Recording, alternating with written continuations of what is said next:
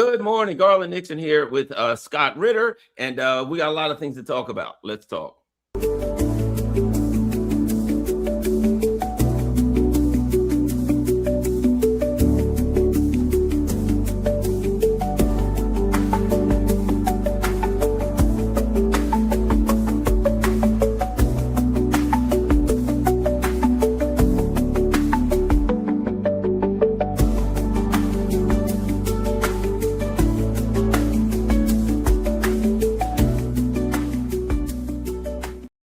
Hello, Garland Nixon here, and we are hanging out with Scott Ritter on a Thursday morning, a very frightening Thursday morning. Scott, you got all of the online cheerleaders. Oh, this has to happen. These people need to shoot these people. These people need to attack first. Not stopping to think that, number one, if there's a war, for starters, you ain't the one getting blown up. Number two, there's Russian and Chinese ships in the area. There's potential for great power conflict, which could end frying us all in a nuclear war. It is a very dangerous situation. And I think we got a lot of people out here, cheerleaders, for war, albeit they're angry at the US or this group or not, or whatever. Somebody has to act, somebody has to shoot. But it's a dangerous situation, and it's it's pretty horrifying. Your thoughts on the situation in the Middle East? Yeah, anybody who's encouraging a conflict at any time, is sort of exposing your lack of humanity. I have said from day one that war is the ultimate failure of mankind, because what it represents is humans killing humans, and that's a failure of everything. There should have been so much more we could have done prior to getting to that point to resolve whatever issue there was, without falling back on systemic violence.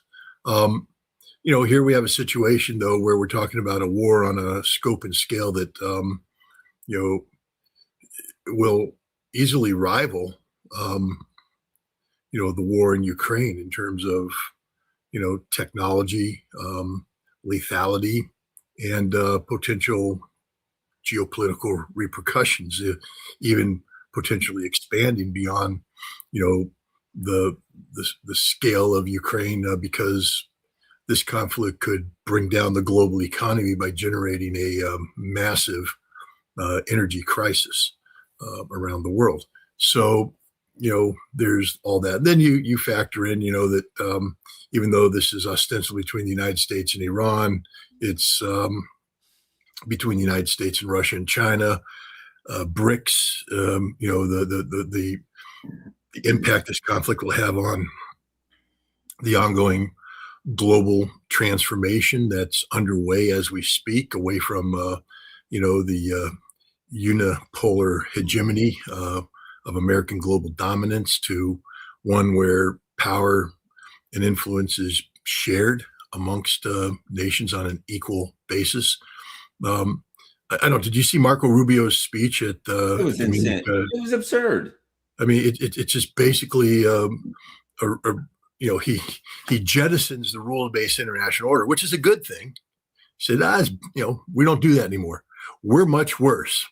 We're about re-empowering European colonialism. We're about, uniting with Europe to go back into the global South and teach those little brown people who's boss. That's literally what his speech was about. And, it was shocking that the Europeans stood and applauded that. He should have been, had rotten vegetables thrown at him on the way out. But one of the dangers of this Iran, there's danger all around. There's the danger the United States may lose, and we don't understand what the consequences will be when a nuclear armed superpower, hits a brick wall. What will, the leader of this cult of personality that currently governs the United States decide to do when he is confronted with the reality that his military misadventure may cost him midterm elections? Will he declare martial law in the United States? Will he precipitate a declaration of martial law in the United States by engaging in a nuclear war with Iran, who had the gall to defeat him? But equally as dangerous is if the United States wins and we successfully overthrow the Iranian regime, because now we've empowered this megalomaniac who believes now he can do anything because, of course, he was successful in Venezuela, and now he would have been proven to be successful in Iran.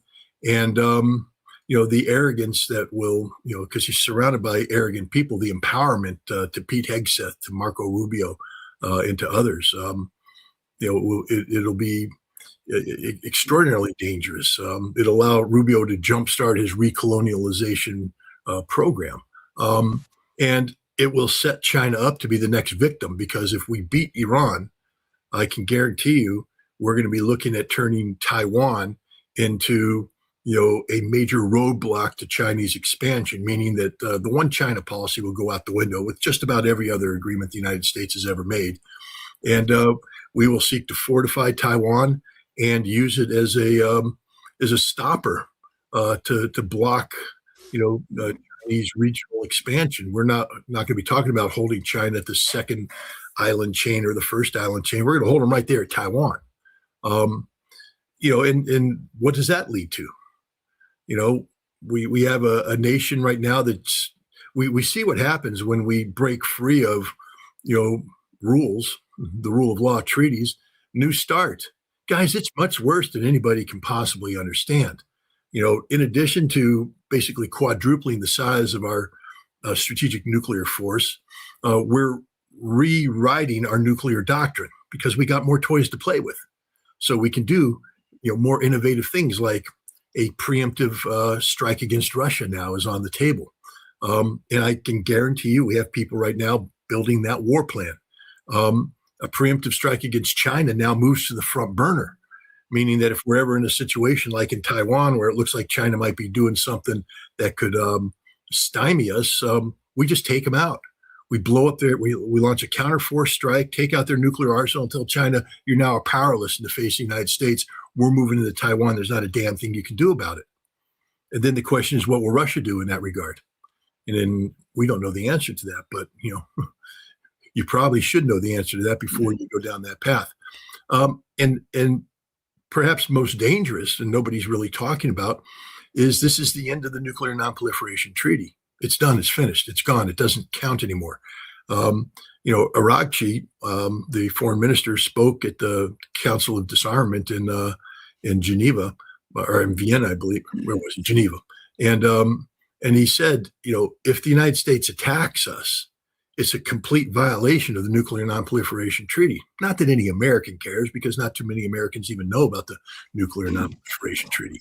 But the rest of the world cares, because it's an indication that the United States refuses to abide by its obligation as a nuclear power, not to attack a signatory to the NPT. And yet that's what we're getting ready to do. But it's even worse than that, because we are reversing the trajectory we need to be to comply with our responsibility under the NPT. We say Iran can't have a nuclear weapons program. That's true. But, we're not supposed to have one in perpetuity. We are obliged under the NPT to actually work to get to zero. And the trajectory that we had been following on arms control was getting us in that direction. 30,000, 12,000, 6,000, 1,550. But now we're back up to 4,000, 5,000, 6,000, potentially to go even higher. That means that the United States has betrayed its trust. Nobody can trust us anymore. We've made nuclear weapons, in vogue again. And here's the result. Brazil almost immediately started an internal discussion saying Brazil needs to go nuclear. Turkey also. Turkey refused to answer. And the Polish president just said Poland needs to go nuclear.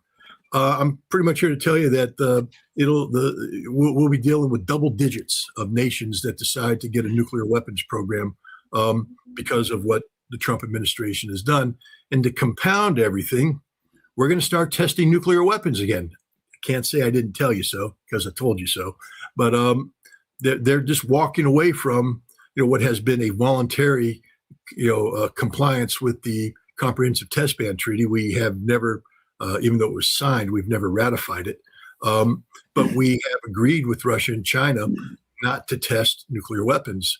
Now we're accusing Russia and China of cheating. We have no evidence of this. I can guarantee you that. We have speculation. But there's no evidence that Russia and China cheated. But now we're accusing them of cheating. So we say, therefore, we will resume nuclear testing. So basically,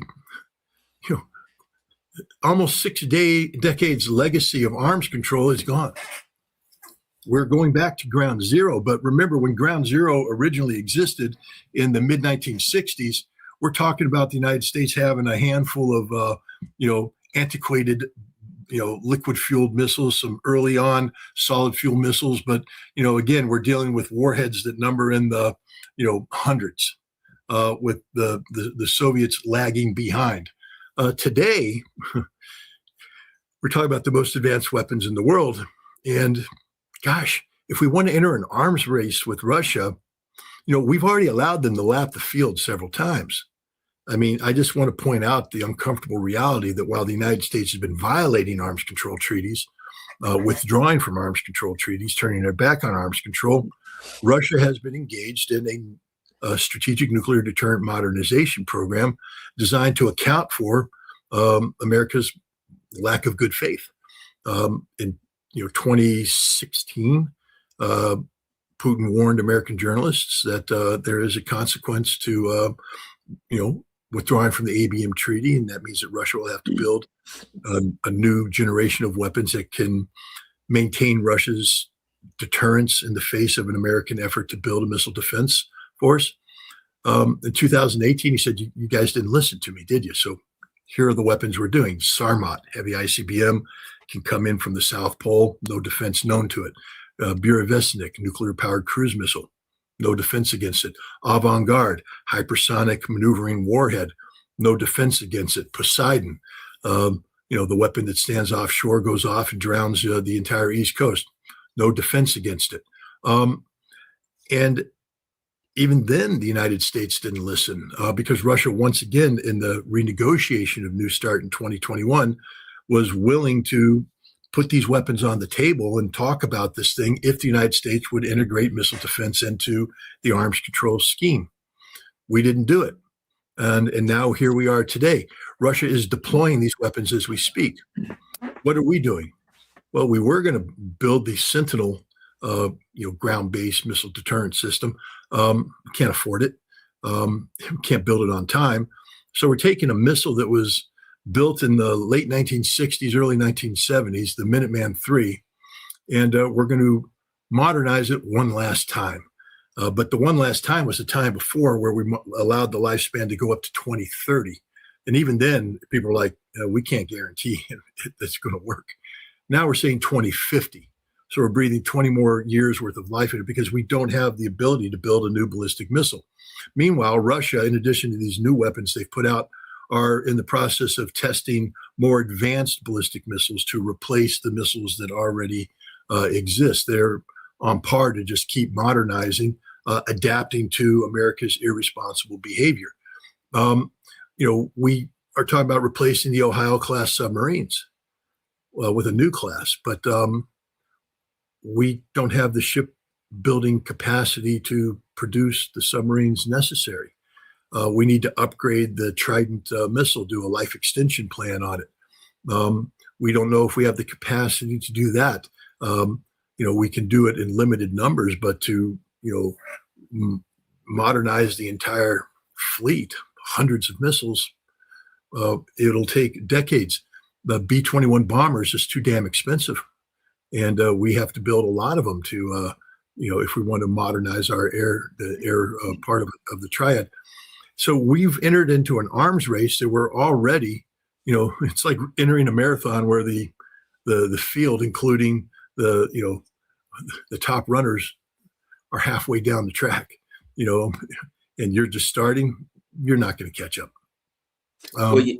But we're going to bankrupt ourselves too. This is the other thing, the stress we're going to put on our budget at a time when we're talking about the need to modernize everywhere else.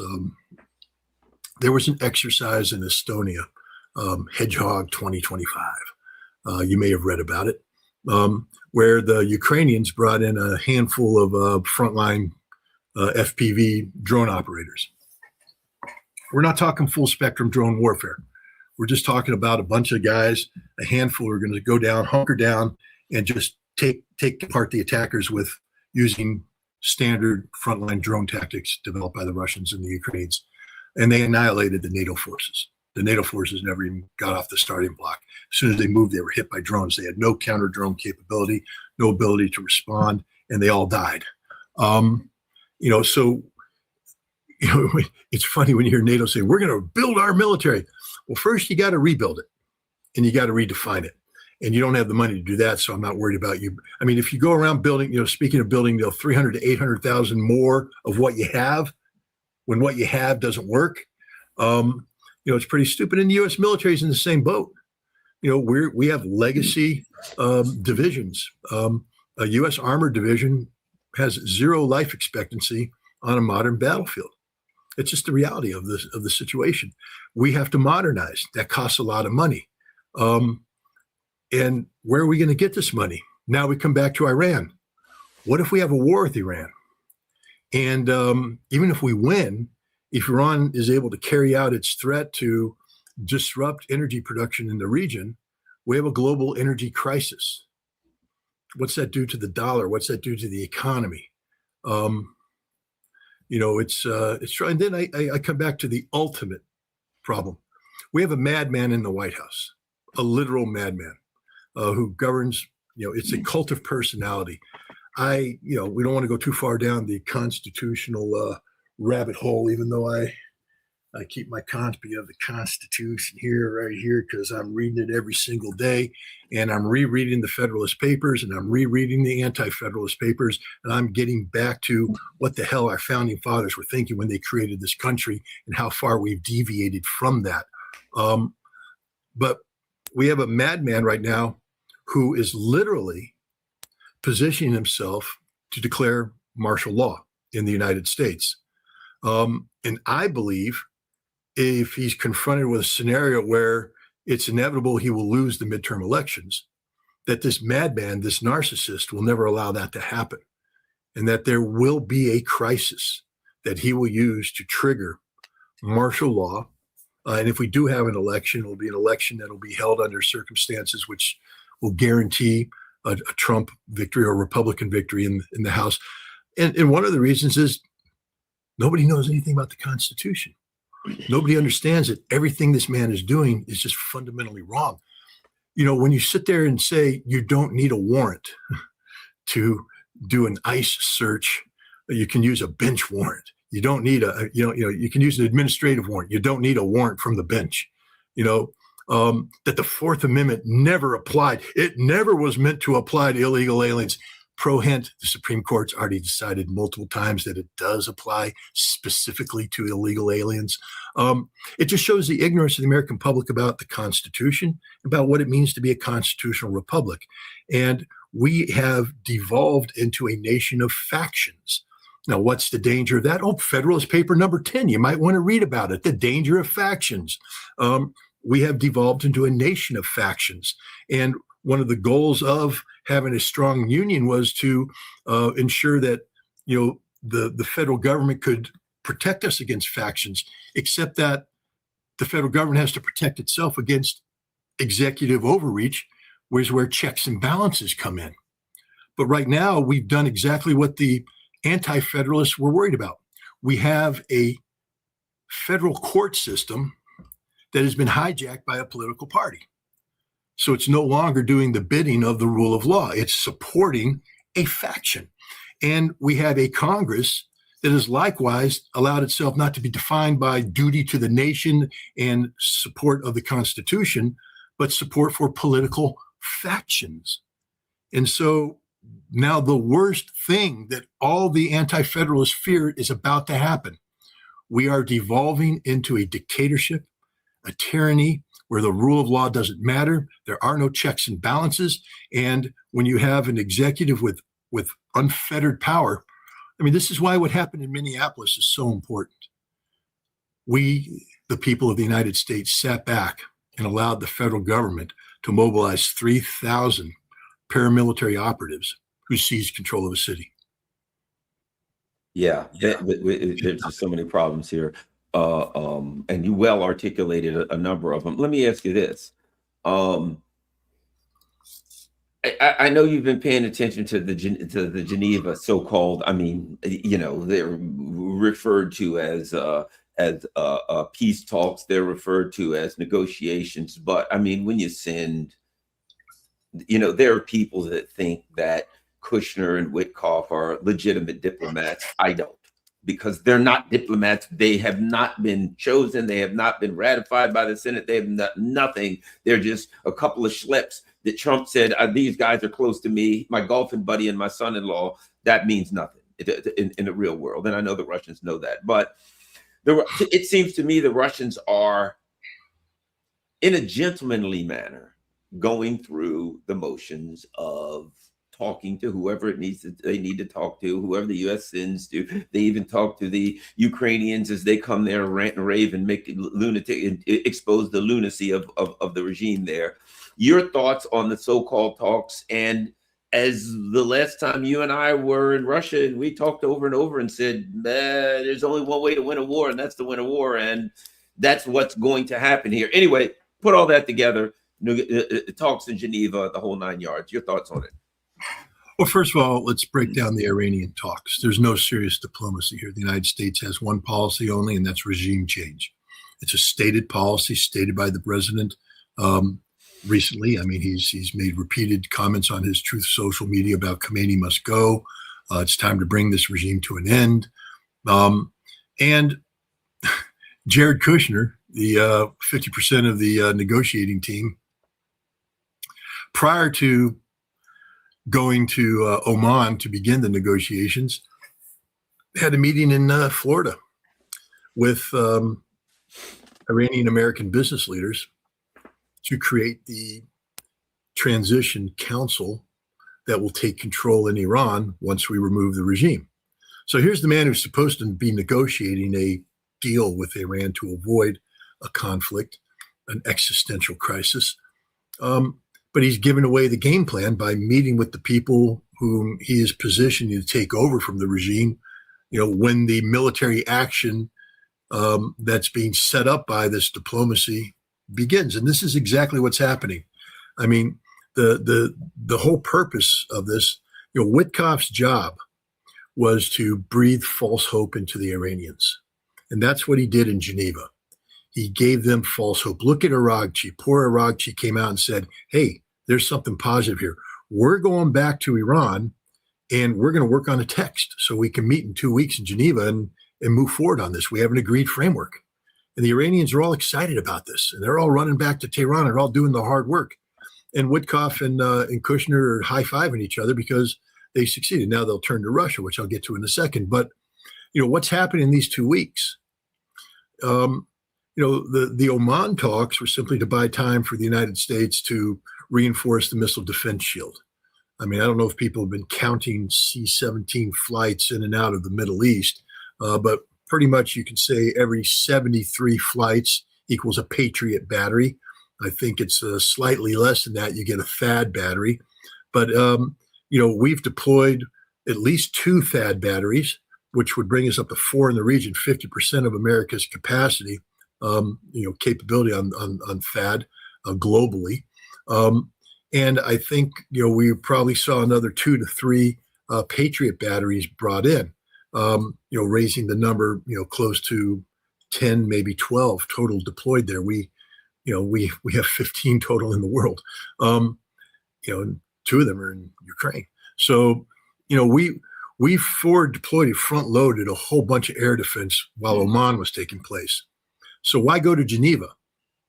To get Tehran to go to Tehran get the Iranians to go to Tehran for 2 weeks, working on a nuclear plan while we surge in our strike capacity. And some say by Saturday, we will have 2 carrier battle groups with approximately 160, combat aircraft, backed up by hundreds of American tactical fighters, fighter bombers, tankers, electronic warfare aircraft, AWACS, the airborne early, the warning and control command post things. Basically, we have restructured our military posture in the Middle East to carry out a weeks-long air campaign that has a specific mission and kind of regime change. But it's also one that's linked to Israel's demands, Israel's requirement that we can't be hit by missiles in a sustained fashion. So look at the structure of the aircraft going in. I don't know if people do that. They tend to say, oh, this many, this many, this many. A lot of F-16s. The bulk of the F-16s are what they call wild weasel variants. These are suppression of enemy air defense. These are the aircraft that go in and take out enemy air defense. They're specifically trained. They have highly specialized equipment. The pilots are skilled in this operation. Why do we have so many wild weasels? Because normally you wouldn't be seeking to go in and directly interdict like that. If you're doing standoff attacks, you'd use other weapon systems to take out air defense. But this is going in to suppress the air defense so that we can control the skies over that territory. Why? Because we're going to impose aerial dominance over the ballistic missile operational areas of Iran up front. The idea here is to ensure that the Iranians will not be able to launch barrages of missiles. If any missiles get away, it'll be one or two sneaking out. Then we've got this new layered missile defense system that we think should be able to shoot it down. But even if it can't, the damage sustained by Israel or our bases will be minimal because it won't be a barrage. And we have the ability now to sustain this operation for weeks. That's what is happening here. And if you take the ballistic missiles off the map, at least maybe not totally, but you give Israel greater potential because Israel will be involved as well. We know that we can turn on and off demonstrations in Iran at will, and we'll be turning them on. And we know because we collected the intelligence information about who the Iranians mobilized, when and where and how, we'll be suppressing the ability of Iran to respond to these demonstrations. And as President Trump has threatened, we probably know where the Ayatollah Ali Khamenei is, and we're going to kill him. And we're going to kill the Pezeshkian, the president. We'll kill the parliament. We're going to decapitate the Iranian leadership. That's our goal. That's our objective. And having been at White House National Security Council meetings, I know questions are asked. I know the kind of questions that are asked. And I can guarantee that when those people possessing the intelligence about the pattern of life activity of Khamenei, we'll call them the CIA, say, we have the pattern of life of Khamenei and we're convinced we can kill him, people will come back and say, how do you know? What level of confidence do you have? And for the president to greenlight an action like this, the CIA will have to come back with a very high level of confidence, which now begs the other question. The last time the president was this cocky about regime change was Maduro. And you and I have had this conversation before. Many people thought that Venezuela would put up a bigger fight. That'd be impossible to knock out the regime. People were running to the streets and all that stuff. And now we have the vice president basically behaving as a tool of the United States, allowing an American embassy to be reopened in Caracas, complete with a complete CIA contingent who will be handling off the payments to all the people they bought off. U.S. oil companies dominating Venezuelan oil. We bought people off. And there was a high degree of confidence in our ability to do that before we launched the Delta Force kidnapping mission. I'm reading between the lines here, but I'm thinking that the CIA and Israel have bought off a lot of senior Iranians. I'm thinking that their reach goes deeper than anybody could possibly know because there's a whole lot of confidence here, a whole lot of confidence on a very risky operation. So I don't want a war. I'm not cheering on a war. But there's this notion that the United States is automatically setting itself up to fail. I wouldn't put money on that bet. Knowing the United States military as well as I do, having sat in on meetings like this, knowing the questions that are asked, and knowing the stakes that are involved, there is a series of lights that have to go from red to green before the military, not the president, the military would sign off on something like this, because the military isn't in the business of committing suicide. You don't get to be a aircraft, squadron commander by saying, "Send my guys into the storm, and I don't care if none of us come back." You get to command by saying, "These are the tactics we use to guarantee a positive outcome." That I understand. I have a multi-million-dollar aircraft here with a pilot that costs a lot of money to train, and I'm not just going to send him out to fight and die, Mr. President. Give me a mission we can do, and we'll do it, but don't send me on a suicide mission. And I think right now the fact that we are deploying forward, first of all, I believe we've crossed the line of no return. There comes a point in the tip fiddle, they call it, the troop phase fiddle, logistics deployment or something of that nature. But basically it's what we have to do to get people from point A to the operation area and sustain them for a period of time. And once you start moving something this big, you reach a point that during the Gulf War, 1991, even though we attacked in January, mid-January, the point of no return was reached in October. I was on a planning cell inside the headquarters Marine Corps, and we were asking the question, are we doing hypothetical planning where we can reach and grab any asset we want, or are we asset constrained, meaning that there's a real war about to happen and there are things that we won't be able to touch, and et cetera? And they said, no, you're asset constrained because we've crossed the line of departure. We're going to war. And so these resources won't be available to you. You have to deal with these resources, et cetera. I think we're at that point right now. I think that we have deployed so much forward. We've spent so much money. We've done so much global repositioning that we can't dismantle this, return it, and bring it back. So we have to use it now. So we are committed on a course of action, which makes war inevitable. And the other thing that solidifies my belief that we are going to war is the midterm elections. I think this president has made a calculation that he has no choice but to win a war against Iran, because things are looking bad for him politically.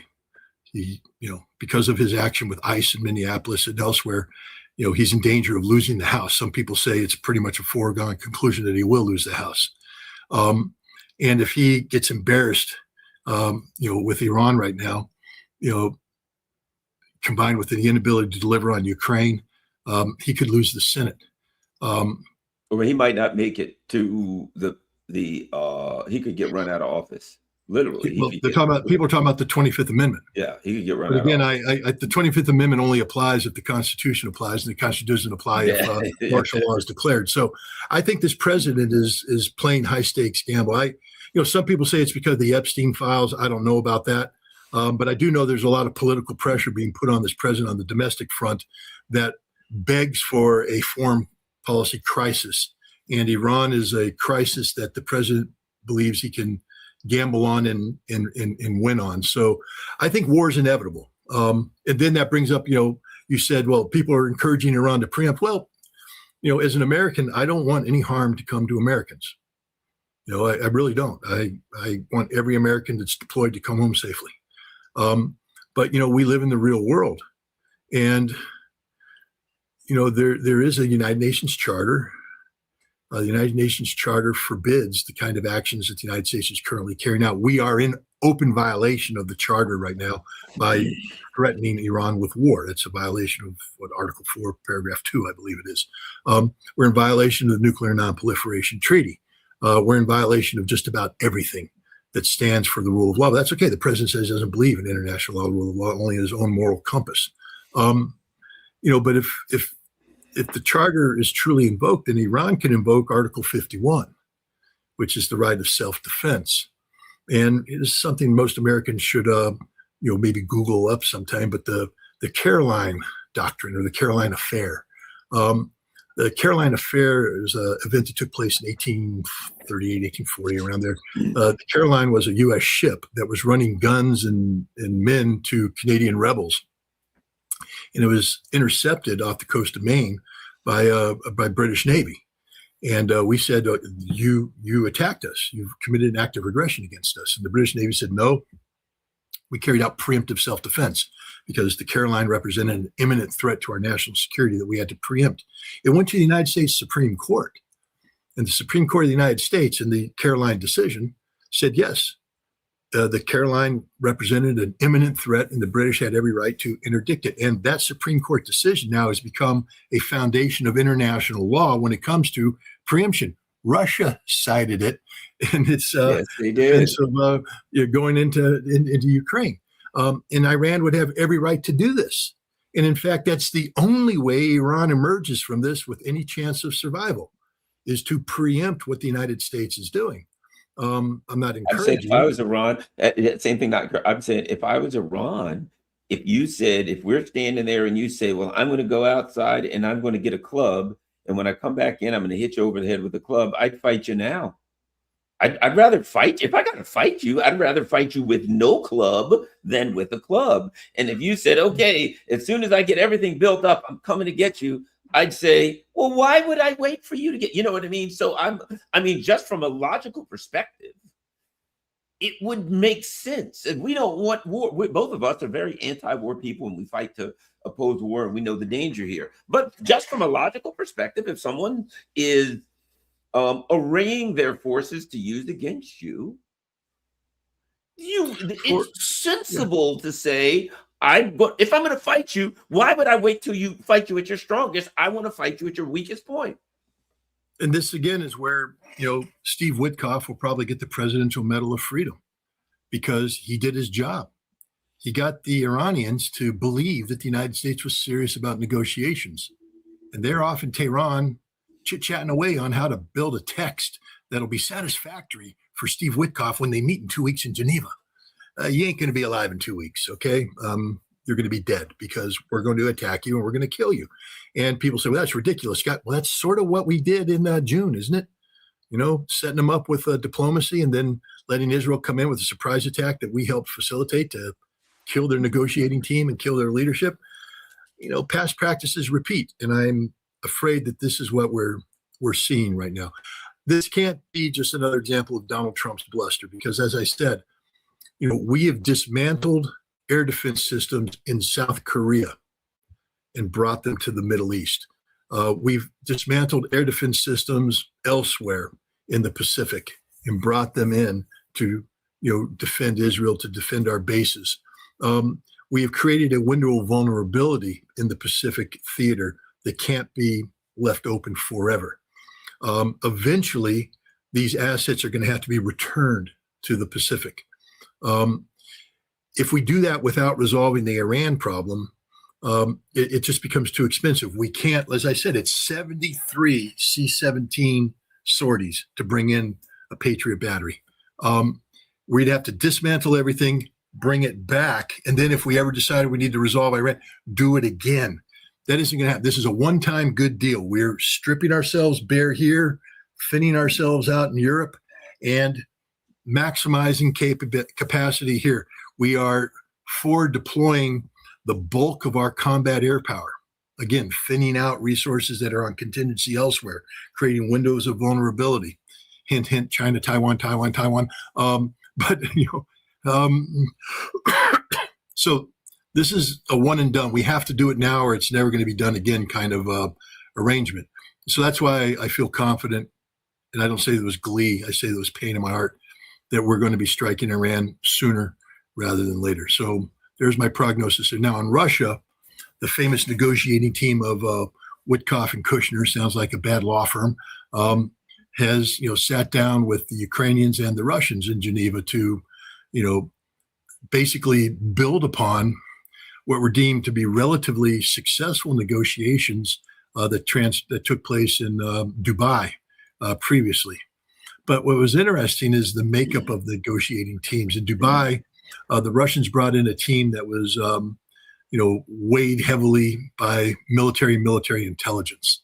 And it's believed at that point in time that the Russians had laid out their position, which isn't going to change, regarding, final disposition of territories, what Russia would accept or what Russia wouldn't accept. Russia keeps talking about the spirit of Alaska and the Alaska solution. And again, they haven't spelled it out, but I believe that means that Ukraine withdraws from the totality of the Donbass, and that Russia freezes the line of contact where it currently is. And then they'll proceed from there once a ceasefire is declared. This would be painful for Russia, but it's what Vladimir Putin rolled into Alaska with in an effort to bring it into this conflict. And so the military has spelled that out. So now the Ukrainians are in the position where they're, you see Budanov trying to say, we may have to accept this. So we should probably accept this and rapidly bring this thing to an end. But now we get to the rest of the story, which gets into security guarantees. And almost as importantly, the issue of, because the United States has defined security guarantees, not just in terms of, what happens regarding Ukraine in the special military operation area of operations, what guarantees we do, to, monitoring and all that stuff. But also we say that some of the best security guarantees we have for Ukraine is for the United States to be strategically committed economically with Russia. And, while Dubai was taking place, Kirill Dmitriev went to Miami and met with Witkoff. And from the Miami meeting came a paper with 7 points on it. And there's no name, there's nothing, but it was released and it's been discussed. And Dmitry Peskov, the spokesperson for the Kremlin, in addressing that paper, linked it to Dmitriev and said, we are discussing issues of this nature. He didn't specifically embrace the 7 points, but the 7 points are very, very curious, Garland. One of them is that Russia will oppose de-dollarization. Now, Peskov specifically addressed this when he said Russia's never been in favor of de-dollarization, that the person pushing de-dollarization is the United States. It's not Russia that said, no, we don't want to use the dollar. It was the United States that said, no, Russia can't use the dollar. And so we had no other choice. But if the United States is willing to make the dollar available in a guaranteed fashion, we're not opposed to using the dollar. And some people view that as a betrayal of BRICS and this concept of an alternative currency, et cetera. That Russia has been working out with China, but the fact of the matter is, it's not the yuan. What is the renminbi or something? I never just pronounced it like that. It's the Russians aren't happy with that. They feel they get the short end of the stick. India won't deal with the Chinese currency. They want to use the rupee, and the rupee is just not a good currency of conversion. And so far, BRICS hasn't solved the issue of how to do large trade deals using non-dollar denominations. They do it, but it's not efficient. One of the key aspects of the dollar is the efficiency of the dollar on global transactions. But there's other things. Well, how about this, Scott? I can say this. The dollar could be a valuable tool for them. I don't think the Russians will ever get back to a point where they lean on the dollar, right? Or they put all of their stuff, put hundreds of billions of dollars in the West for somebody to grab it. But in their international trade, it is a valuable tool. One of the things I heard about rupees was they were selling stuff in rupees, but they ended up with a glut of rupees because they have lots more stuff to sell than India has to them. You know what I mean? And sometimes you deal with a country, you end up with a glut of those particular things. If you can use the dollar, if you got a glut of rupees, you can transfer them into dollars and you can put them in something else if you want to, back into rubles, whatever you want. But it's a valuable tool, I think, for international trade. And I think people misunderstand if the Russians say, well, we will use the dollar again to mean, well, they'll just go 100%. They'll get rid of the ruble and just go with it. I don't think that's not what they're saying. They're saying the dollar will be part of the array of economic tools that we use to make things work. And when we need it, we can use it. And when we don't, you're the ones that said we can't use it under any circumstances. We never said we didn't ever want to use it. So at any rate, that's just the way I see it, Scott. Well, that might be the Russian position, but the American position that Witkoff, because these are Witkoff's points that have been given to Kirill, is that Russia will commit to the dollar is a currency of international trade. That's one of the things that Russia needs to do. The other one is that Russia will open its economy to American capital investment, but that the United States will be getting all sorts of preferred interest rates, and Russia will open up its oil fields to American oil exploration companies. And basically, the 7 points imply almost a Russian surrender to the United States. And it makes me question the authenticity of this document, to be honest, because I see Peskov not denying it, but he didn't openly embrace it. And he only talked about one thing, which Putin has already addressed. Vladimir Putin has gone on record saying, we're not against the dollar. I mean, he's said this many times. We didn't turn against the dollar turned against us. But all these other points sound like American wet dream fantasies. But what they're being, sounds like, remember the 28-point plan? Yeah. We've got a 28, and everybody was like, oh my gosh, you mean the Russians capitulated? And the Russians said, that's not the plan we agreed with in Alaska. We haven't even seen that plan. So you got to keep in a little bit of a historical context exactly what you're saying. There's times when the U.S. put something forward and the Russians are like, we're not going to comment it on much, but I love some of the comments about the guy, Russia opening up their oil fields to the U.S. Is Scott out of his mind? Hey, I didn't come up with the idea. I'm simply telling you what's on the 7 points. Right. It's not me that's gone out of my mind. Whoever wrote that frickin' piece of paper that's gone out of their mind. And yet this has become part of the discussion. And this is where the Kushner and Witkoff come in, because they operate on a completely different plane. And it's a fantasy-driven plane. But the other thing, the important thing about that 7 points is that it underscores a harsh reality, that the United States is not interested in bettering relations with Russia. The United States is interested in Russian capitulation across the board, economic capitulation that has the United States reasserting itself in a manner similar to the status we enjoyed in the 1990s, where we were the economic gurus running the Russian economy, and the Russian economy was subordinated to the American vision. And it's basically their pathway to bring down the presidency of Vladimir Putin. And here's the danger of Kirill Dmitriev, because I'm not saying that he is a party to this conspiracy. I don't believe he is. But I would say that just take a look at Gilbert Doctorow or John Helmer, two outside observers. They're both openly talking about an open division, a split in the Russian government over these issues, that there is a divide. People are turning against Putin. Putin's days are numbered. He's going down for the count. And this is something that I believe the Trump administration is trying to promote. I think that's the whole purpose of these negotiations, because we're not going to get the Russians to yield anything more than they already gave up in Alaska. And we're incapable of making Alaska happen. So what we're doing is we're dragging these deals out. We're creating the impression that we'll accept the military deal. Now we're getting down to these other details, and it's compelling the Russians to address these issues. And by addressing these issues, it creates the perception of a split. But as I've pointed out to people, and I know some people think I'm arrogant and I'm just tough shit. Maybe I am. Maybe I'm arrogant for a reason. One of the reasons is I might know Russia better than you. And I will say this, that, one of the, Kirill Dmitriev is not a member of the Russian government. He's an outsider brought in who's been put in charge of forming a committee. All right. But a committee is not a department.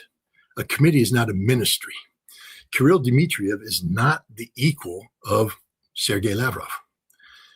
Kirill Dmitriev is not the equal of, Belasanov, the defense minister. He's not the equal of the head of the FSB or the SVR. See, that's the government. That's the Russian government. And the Russian government is united on the plan that Vladimir Putin, the Russian president, put forward. But in order, in June of 2025, before Alaska, but to go to Alaska, it was opening up a new diplomatic opportunity, a new mechanism of engagement. And this is where Witkoff and Dmitriev come in. They're not part of the system that was clashing. Lavrov and Rubio weren't getting along. Incompatible visions of the world. So Witkoff and Dmitriev come down and they have a common language, the language of business. I believe this was a trap set by the United States. I believe that the CIA is behind almost everything that's being done here with Russia. I don't believe Trump administration has any good intent whatsoever toward Russia. And the CIA is playing the same game card they've been playing for a long time, which is basically to make Russia collapse from within. We succeeded in the Soviet Union. We controlled them using that mechanism under Boris Yeltsin, and we're trying to revive it. Look at Joe Biden when he went there in March of 2011. When Dmitry Medvedev was the president, and we were saying, you need to stay as president. Don't allow Vladimir Putin back in. Biden literally said in the lead up to a Russian election, it wouldn't be good for Vladimir Putin or Russia if he became president again. And let me make it clear. We got a lot of American capitalists out there who want to come and invest money into Russia. And we're ready to do that. We want to make it happen. But to do that, you've got to go through political reforms. You've got to change. You've got to do things that give us greater power. You've got to release central power. You've got to give power to these opposition groups that we've made. We have to have a say over how our money is used in Russia and all this stuff. That's the 7-point plan that Kirill Dmitriev is touting right now. It's a CIA master plan for collapsing Russia from within. And I would hope, I know that some Russians see this because I've spoken to them. Well, and these are Russians that are quite senior. Let me throw this in. And I continue to listen to and read what Lavrov says. Boy, he's on a different path. Lavrov said recently, he said, look, these people won't even change the laws for Russian speakers. In fact, when they had some meeting, and the Ukrainians always do this. So they had some meeting when they were having some kind of meetings, and Sergei Lavrov said in one of his recent speeches, he said, look, they have to change the laws and allow Russian speakers to speak their language, to worship as they please, to all those kinds of things. Immediately after, and you know this to be coming, the Ukrainians said, we're going to pass another law and make it illegal for them to completely outlaw the church. So anytime the Russians say anything like, well, they're going to have to allow them to eat rye bread, the Ukrainians will say, rye bread is illegal. And so Lavrov's, I listen to, it's kind of like Putin and Medvedev. It's kind of like Kirill Dmitriev and Lavrov. One of the things the Russians seem adept at doing is always having somebody who says we're close to a deal, we got a deal, things are looking good, and always having some guy who's a bulldog saying these people are a bunch of idiots. You know what I mean? It's like they play that, but they're very subtle in the way they do it. Yeah. No, well, I have to admit, Dmitriev's confused me from day one. I've been trying to interview him. And we follow each other on Telegram and on Twitter, but so far I've not been able to get the interview. And I'm thinking there's a reason why, because I think Dmitriev knows that I'm onto him. Not that he's doing anything wrong, just the opposite. I think Dmitriev is a Russian setup. Me too. I think that basically, Putin and everybody went, is Trump serious? Because they've been screwed by Trump before. This is not their first rodeo with Trump. Remember, first term, I want to be friends with Russia. You guys are the greatest thing since sliced bread. But it fins up, I was the strongest on Russia. I put more sanctions, and he didn't say it, but I built 20 CIA bases designed to carry out offensive intelligence operations inside Russian territory for the purpose of bringing down Vladimir Putin. Another unsaid thing, I allowed the CIA to give targeted information to the Ukrainians so 91 drones could be fired against the residence of the Russian president while I was talking to the Russian president while he was in that residence. These are things that nobody talks about, but they should be just blindingly obvious. So now, when the Russians are saying, what do we do about the Americans?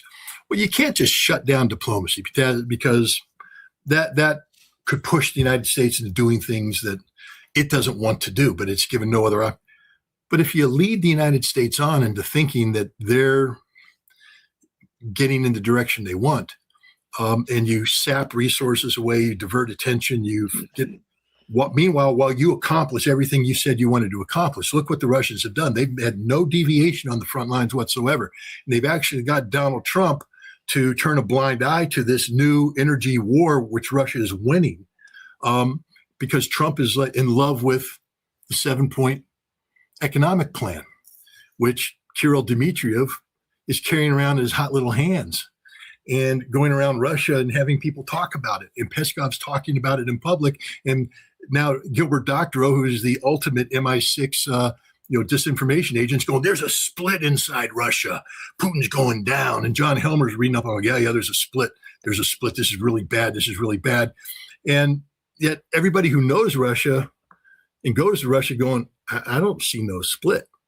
And so it makes you wonder, what the hell is Dmitriev doing? I think the guy's going to end up with being called a hero of Russia. I think he'll go down in history as like one of the greatest intelligence ploys that's been played out, because he is put out there. He got Witkoff and Kushner latched onto him, and he got Trump right there. And the Americans think that they're dragging Russia in a certain direction, but it's Russia actually dragging America in a direction. And one of these days, the Russians are going to say, nah, we're not going to do any of that. Oh, by the way, we already won the war. What are you going to do about it? Kind of thing. And, compounding that, it was indirect, but we go back to Hedgehog 2025. I mean, NATO's sitting there talking. I mean, they just had the Munich Security Conference where all the NATO transgendered lesbians came out and thumped their chests and talked about how bright their lipstick was and how they were going to build the biggest armies in the world and reassert their authority. And they were going to be so big and they were so strong and they're just going to be so militarized. And yet a handful of Ukrainian drone operators who mastered the art of drone fare on the battlefield against Russian drone operators wiped out the NATO forces, wiped them out. Couldn't even get out of the starting blocks. Now the question is, what would America do? How would America perform? And I'm telling you right now, we didn't perform any better because we're not prepared for that warfare either. And so it's not like the United States has many options. Europe, how excited are the British and the French going to be now? Yeah, we're going to send several thousand of our studly NATO troops into Ukraine to force those Russians to back down. The Russians going, yeah, we can demobilize most of our guys. We just need 50 drone operators and we got you taken care of. You know what I mean? So, it's, I think there's more to this Dmitriev than meets the eye. And I think that's one of the reasons why the Russians won't talk to me about it. It's the same reason why, they'll talk to other people about Oreshnik. But when I say, hey, I'd like to talk about Oreshnik, they're like, we don't want to talk to you because I'll ask the right questions and they just don't want to answer those questions. They don't want to talk about it. That's not a discussion they're ready to have right now. Maybe later. And I think that's the case with Dmitriev, because I think there's a game being played here. Two words, yeah. Roman Protasevich. I'll never forget that guy's name. It was somewhere around 2020, 2021. The West tried to do a regime change operation, the usual color revolutions in Belarus. And this guy, Roman Protasevich, was like, him and his girlfriend were leading it. And they had the top Telegram channels, and they led the protest, and they led everything. And then they tried to escape, and they got on a plane. And before they could get out of the plane, Belarus forced the plane down and took them both off the plane. It was on news. They were handcuffed and everything. And the West how dare you? He was a freedom fighter, blah, blah, blah. And then about a year ago, there was some articles in there, and Roman Protasevich was standing there with Lukashenko getting an award because he was a spy for. So yeah. You had a Belarusian spy that was running and operating the whole thing. The whole time, and he's getting this medal. I don't know if his girlfriend was in on it or did she get a girlfriend medal too. Yeah. I mean, it was amazing. But this is the kind of deep game that the serious intelligence services do. Unfortunately, the CIA is no longer a serious intelligence agency. We don't have the patience for that kind of sophistication. The Israelis do. The Israelis are able to pull that kind of stuff off. We're not. But yeah, you're right. Kudos to the Belarusian KGB because they did it good. Unfortunately, Garn, I got to run. I got a dental appointment, so I've got to. Man. All right, thanks a lot. All right, but I'll show everybody scottritter.com before you go. Thanks a lot, Scott. Talk to you soon. All thanks. Right, bye. All right, everybody. Before we go, let me remind you. I lost scottritter.com. All right, here we go. Before you go, if you want to find out all of Scott's good works, go to, check it out right here, scottritter.com. And there you've got all kinds of things. Trump Watch, the Russia House, Ritter Rant, all kinds of things that Ritter's doing. The Russia House is great. I was actually involved in some of the Russia House interviews in Moscow. There's our little table right there in Moscow. Really have a good time. And let me say this to those outside of just this show. You really should go check out the Russia House. You will be shocked at the things you'll learn. There's Sergei Karaganov. There's basically, as an example, let me give you an example of something that happened when we were doing our Russia House interviews. We talked to a guy, and it's on there. Scott and I did. We talked to a guy who his job was to mitigate drone attacks on Russian hydrocarbon facilities. And I learned something. And he said, well, look, but as an example, it's right on there. You can talk. This guy would work with the government. His job was when we get hit by drones to deal with it, but for our refineries, whatever the case may be. And he says, well, we've got to a point that these things are really, really huge facilities. And if a drone hits in an area, we can get it quickly fixed. He says, but what we are trying to mitigate is, the drone may cost $5,000 or $10,000 and it may cost us $50,000 to fix it. He said, so what I'm currently working on is figuring ways so that we can close that gap. So that if it costs them $10,000 or $15,000 for a drone, maybe it'll only cost us $20,000 or $25,000 to fix it. And I thought, wow, that's something I never thought of, and something I would have never learned if we didn't interview this guy. So my point is, go to the Russia House and on scottritter.com and start watching. If you really want to learn some inside Russia stuff, and start watching some of the stuff that Russia's doing, some of the interviews that we do also, and very important, because as you know, Scott needs help to do his fine works. Thank you for your support. Click on donations and go down here and click on the donate button if you at all are able to do it. Thanks, everybody. Thank you to all my Patreon and PayPal and Buy Me a Coffee and all of those people. If you can't afford it, I certainly appreciate anybody that helps to support this channel. There's my P.O. box for those of you who still use snail mail. And again, if you want to send me a donation, that's great. But also people send me cards and letters and all kinds of fun stuff. So my P.O. box is there. Certainly appreciate that too. All right, everybody. Thanks a lot. I got Mark Sloboda coming on at noon. My Thursdays are great. 3 p.m. I got Larry Johnson. And at 9, I've got the one and only Andre Martianov. That guy's great. He's hilarious, isn't he? All right. Thanks a lot. We've got the Cynic coming up at 12. We got the CIA knowledge guy at 3. And of course, we've got the really funny guy who really knows, he's really a military affairs and military hardware expert. And Andre Martianov, 9. That's all Eastern Standard Time. Thanks a lot, everybody. Have a wonderful day. I'm out.